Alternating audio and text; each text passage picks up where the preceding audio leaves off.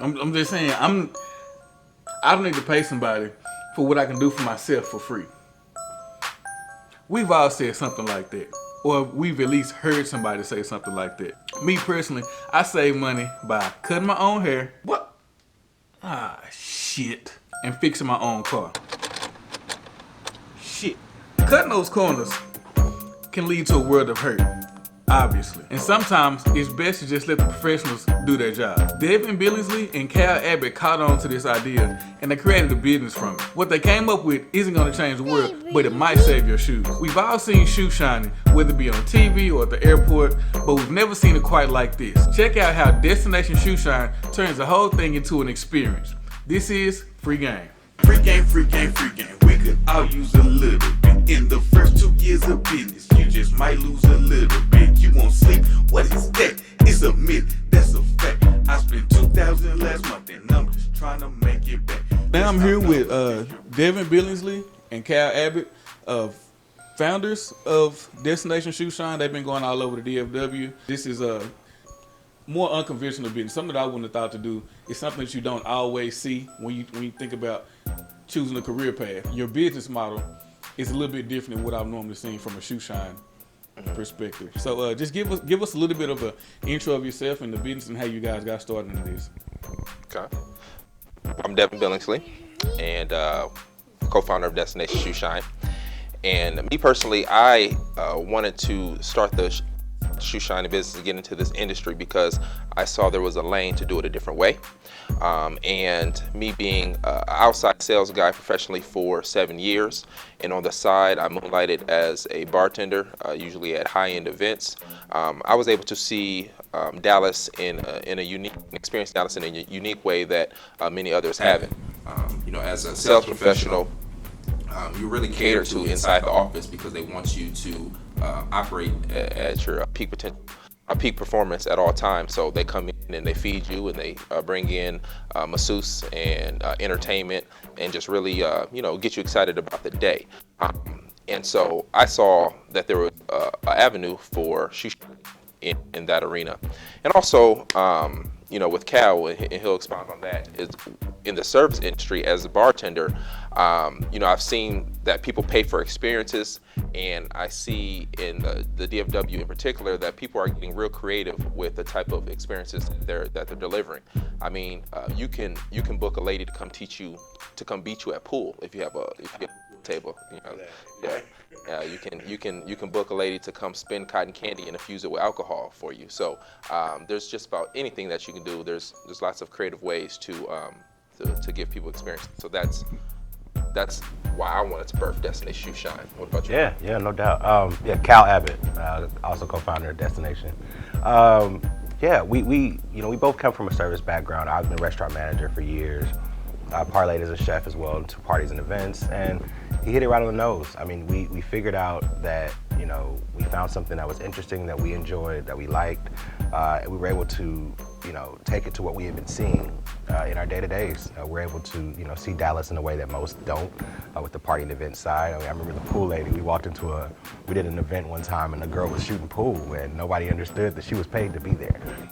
And she was sharking everybody in the room, and then obviously we talked to her later. I got information, and we use her as a vendor in the future. And so we looked at, kind of being able to be our own brand and come up with our own thing, and kind of expound on where the industry is. And out of a sudden, you look up, a little extra work, a little more creativity, and here we are. Yeah, it's definitely. All right, so you guys talked about kind of the whole service industry. So I'm guessing, what did you do, Cal, before you got into Destination Shoeshine? Yeah. I was a restaurant manager, so I opened stores for different big chains, Cheesecake Factory, Papados.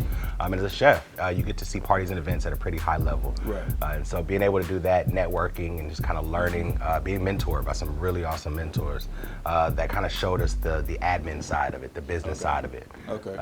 So yeah. I was an outside sales guy, and I sold commodities, electricity, natural gas. I sold medical device, pre-owned medical device sales, and I was a car guy. So with all three of those industries, it was important on how I looked. I had to have, maybe not a full suit and tie on every day, but I always had to dress formal and have on nice dress shoes.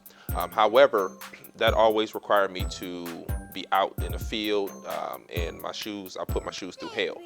So from time to time, I had to get them shoes shined. I had to just buy new shoes, and that's what I did more often than not, is buy new shoes. And then one day, I received a shoe shine, and I didn't even know my shoes looked that bad, but I mean, it took them, I say, if I can do a 1 to 10, I believe I was at a 4, and it brought me up to a 9. But I didn't even know I was walking around bad like that. And then I started looking at all my colleagues' shoes, and they were at the 4 too. I mean, and they have one nice shoes. They go get their shoes dry. I mean, not their shoes. They go get their clothes dry clean, but the shoes are out here looking bad. So I really felt like that this was a service that people needed, especially my age. Because older gentlemen, they're still shining their shoes at home or taking their shoes in the college, but people my age just aren't doing it. And so I really would like to be able to change that. And while I'm changing that, I would like to change the industry as a whole as the way we're approaching it. So with your process, are you using your own products? No. Currently not. But what happens is, we're not trying to change shoe shining.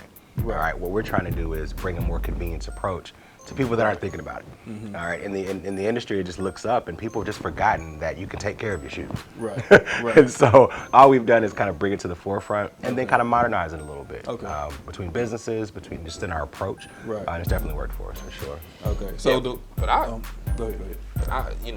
One day I do see white labeling some products. That was my next question, because it's like I see the stack over there. Yeah. And I'm like, I saw an opportunity right there. Like, he'll probably get into that. Oh yeah, definitely, yeah. Because through my experiences with the medical device sales company, I found that they often white label products. Mm-hmm. So they'll have a manufacturer over in China, and they'll sell it to you at wholesale prices. You throw your label on top of it, and then because your name and your brand awareness, you can resell that product. Right. And so definitely, as Destination grows, there's no reason why I have to look at somebody else's name on those shoe polishes. We can definitely have Destination Shoeshine polishes and materials. With these interviews, I'd like to get a little bit of education here and there. So when you say white labeling, explain white labeling a little bit more for somebody who doesn't know what that is. Yeah. White labeling is legally slapping your name on something that you did not produce yourself. Okay. Yeah. But legally. That's the important part. Oh yeah, you buy it. I guess it's like buying licensing or. It's third party, man. Yeah. The way of America, you figure out ways to be able to, It's like buying, I guess, paying for unlicensed music to use in. Yeah. I mean, even more awareness, your clothes. Think about it. You may not, the guy that slapped his name on Tommy Jeans may not have made Tommy Jeans, but understand that he has a third party, and as a team, they put out Tommy Jeans. So. Yeah. Oh yeah, these clothiers. Yeah, they're just sending their stuff out. Yeah. Would you rather be in this type of situation or back in the corporate world? Hands down, this type of situation. Yeah. And it's not from what people think. I think it's more or less kind of what's inside. Mm-hmm. It's not for everybody. It's definitely a grind. It's definitely a lot of planning, a lot of hit or miss. But our personality, I know I can speak for me, and obviously Deven a little bit. We don't mind taking risks for the big fish. And in that's kind of where entrepreneurship really is. We've all had a success in corporate world, and I know me personally, when you hit your ceilings and you realize that you can do a little more without the infrastructure, you kind of create your own. It allows you to really just punch forward. So I think that's where I'm at for sure. So working in the corporate world, like you came from the restaurant industry and you came from sales, I would assume that you took a lot of what you learned there and brought it on over here. Everything.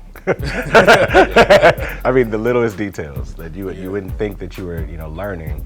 Once we really, I think that's one thing that kind of took us apart. We really understood that we had everything we needed, and anything we didn't have, we knew we had the relationships to outsource to even continue developing our where we were, and so we really took that and just pushed it to as far as we could. Yeah, those relationships are important, and then just every experience. I truly believe that everything that I have experienced in life, all the different positions I've held, the different business models I've been privy to, the different conversations I've had, be able to take all of that and see how you know, we can use it to build on our own brand. That has definitely been important. So corporate world definitely served its purpose. But you know, I think with the entrepreneurial spirit, it's time to Because I think that's pretty important. I think that's something that gets overlooked when people, you know, you join these companies and you gain a lot of success. You kind of get comfortable in that area of, you know, I'm making this much money and this and that. It's always a good thing to at least learn for yourself and take what you're learning from the company out into your own life. So, you know, I wake up at 4 o'clock to get to my regular job, and then I'm doing my own thing. It's like you can wake up at 4, but a lot of times you choose not to. So, and it's a reason you wake up so early. It's a reason why you work an 8-hour shift. Like, it's like, okay, if I can work 8 hours for somebody who I don't know, imagine what I could do in 8 hours for this thing that I'm doing on my own. That was a good point about accountability. Being able to wake up at 4 o'clock for yourself when nobody else is telling you to do it. That's a struggle sometimes. It's a pretty big deal. Me doing this, what I'm doing, I'm like, man, it's 12. Do I really need to be up? Right. I ain't got. I can take a nap. But you love it though. I love it. You see, that's half the battle. Yeah, and it's a lot of early mornings and late nights, especially like having a career, and then having a family, then having this. It's like those are 3 things that they all full-time jobs. You got to sleep somewhere in there, you know, and that's the hard part. It's like, should I sleep now? Should I sleep later? But if you love it, you know what I'm saying, it's a lot easier to deal with than something you don't really want to do. And I assume this is something that y'all love. Oh man. Yeah, well, I love. I'm falling more in love with shoes every day.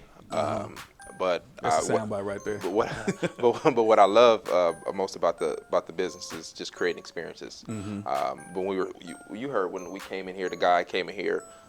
You know, I didn't ask him to come in here. Oh man, I've been missing you. I'm sad I've been missing you the past couple Fridays. You know, you guys did such a great job on my shoes, and I brought him here today. You know how excited he was to see me. And so, you know, I can't ask for anything else, maybe besides a tip. It's a pretty good, valuable experience, man. Just having somebody appreciate you for something that, you know, you put a lot of time into. Sure. So with this being not kind of a niche thing, like, you know, I don't see shoe shiners every day. You know, last time I saw a shoe shiner was, who knows? You know, maybe at the airport. At the airport. Yeah, just passing by. I hardly ever see shoe shiners. So with this being as niche as it is, how do you guys go about growing your business and getting clients? Direct marketing. We're in your face. We knock on doors. Okay. We pass out flyers. Social media, networking events.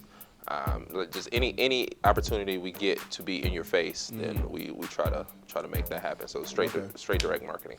Okay. So when you say direct marketing, we're here at Cadillac. We can say Cadillac? Yeah, we can say Cadillac. Okay, we're here at Cadillac. So how did you specifically get Cadillac? I knocked on the door. Walked right in, man. Yeah. I mean, the cool part about it is, you know, the business is what it is, but it truly is because we get kind of creative in how we approach it. Right. In that, you know, he's saying direct marketing. We're talking as far as going to the corporate office, talking right to their property managers. We have an idea that we want to be here. Okay, how can we make that happen? We brainstorm it and we make it happen. Right. The car dealerships was one thing. We looked at it. We said, hey, that's an idea. How should we approach it? And then we just went and did it. Okay. You know, from top to bottom, it does organically become its own beast as you just think about it. And it started off as shoe shining and ended up in repair really quickly before we kind of got out. So that takes us another step up as well. It allows us to not just, you know, be the shoe shine guys, but now that, you know, we can fix heels, we can do full cobbler repair services top to bottom. That allows us to continually get our tentacles out and get creative as we go. Okay. So how did that come about? Who knew how to fix shoes? Is this something y'all learned after somebody said, hey, can you fix my shoes? Or is it a skill you already had? If I'm honest, man, we got mentored really early by some people that were good at business, and we saw some business models that worked. We saw somebody that were third party out a restaurant service. Okay. And so we realized that we could, you know, as a group, come together and create, a cobbler repair service as well. Adding cobblers to our roster that we're allowed to do the repairs as well, and then also teach us before we started. We paid some people to teach us how to shine shoes, how to do stuff before we even got out there. So that type of education, mixed with our background, mixed in the business part, allowed us to pull together, and as we come out, now we can do it all. There you go. All right, so now let's talk about the team. I see you two here. Who else is involved with the whole Destination Shoeshine? So currently it's Cal and I, and we operate mostly, but then we do hire 1099 shine assistants and our reps to go out and help us when we cannot make it out ourselves. So there's no right now there's no other permanent employees on Destination Shoeshine roster, but we do have 1099 reps that go out and help us. So we operate in office spaces, as he said earlier. We do direct into an office for shoe shining events, and then we need to get more active in it. But as far as the bag service, when we send people out to go to your home or office to pick up your shoes, to bring them back and get them shined or repaired, those are all 1099 reps. Okay, so back to the education thing. We said 1099 rep. Oh, my bad. I'm using words. Yeah, that's it. Well, so I'll bring you in a little bit. So we have a corporate office, right? So if we have 4 of them, like we have, what happens is on certain days that me and Deven can't be there, we'll have a table set up where we have people. We have a strategy that brings people to bring their shoes to work, give them a turnaround, and then we repair and reshine them. In that moment, if me and Deven aren't there, we have 1099 employees that we outsource. That allows them to be able to make money, pay their taxes later. 1099 is kind of the way of the world in business. It allows you not to have to have a permanent payroll, but you can outsource your talent, even as deep as human resources or or restaurants. Everybody doesn't necessarily pay the old structure. 1099 allows the freedom to be able to use your talents when you need. It's kind of like as a vendor. Yeah, right. On some level, but yeah. It's just talent. When you need people to work for you, you don't necessarily have to put them on a payroll now. You can outsource them as a 1099, and it works. Yeah, we're starting a new initiative, new plan.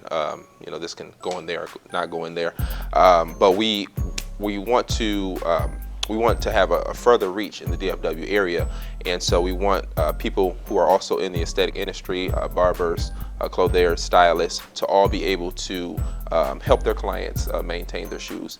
So we're starting a sales partnership program where if you're a barber and you see 30 clients consistently, you can ask them, hey, you can drop off your stuff here at my store, and then now those people will be kind of our reps, our sales partners, and we'll just deal with them directly, and they'll deal with their clients. Then that way we're increasing revenue for their store, and we're helping more people, and then that way we have a further reach. So that's something that we have just began, and that we do believe. Drop zones. Yeah, drop zones. we believe it's going to be pretty successful around the area. Okay. So a drop zone is what? So if you have a barbershop, all right, you have a clientele that's already set up. What we've done is we've talked to you. We've met somehow. We figured out that you could be a brand ambassador for us. Now with your clientele, we wouldn't have been able to reach them. We don't know them personally, but now it becomes an amenity to your shop. See, that's the beautiful thing about not necessarily just shining and doing the repairs. Now in that relationship, we're allowed to, your customers come in, and now you have a drop zone. You're bringing your shoes, turn around the same way that we do in a corporate office, now just as a third party with the person that owns the location, obviously the barber. Right. All right, and so from there we'll be able to go, barber, we have business lounges, there's not a limit on the reach. We just have to make sure that they're the right, partnership to be able to execute what we're doing. But it allows people now to have different locations to be able to bring their shoes. Right. So with that being said, I think at this point, I'm just ready to see the process and how this works out, man.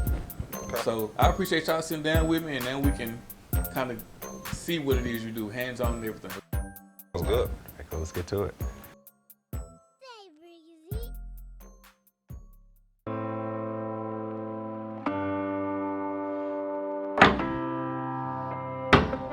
I'm falling more in love with shoes every day, but what I love most about the business is just creating experiences.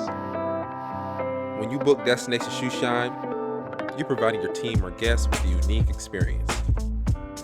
You're giving them a gift of instant gratification and confidence. No matter what environment you're in, that's valuable and it will be appreciated. You're getting a positive return on investment for sure.